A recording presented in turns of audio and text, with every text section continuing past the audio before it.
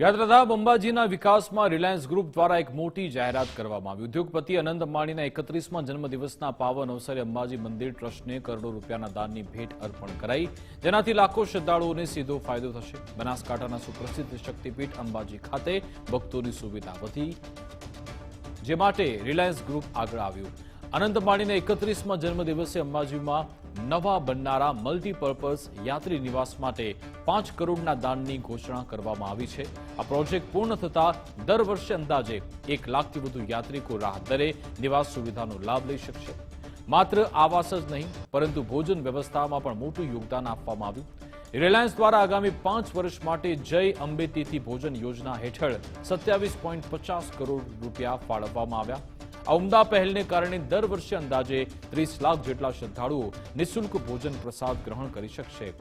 અંબાજી મંદિર ટ્રસ્ટના વહીવટદાર કૌશિક મોદીએ આ સહયોગને આવકારી અંબાણી પરિવારનો આભાર માન્યો। આ વિકાસ કાર્યોથી અંબાજી આવતા દેશ વિદેશના પ્રવાસીઓની સુવિધામાં નોંધપાત્ર વધારો થશે।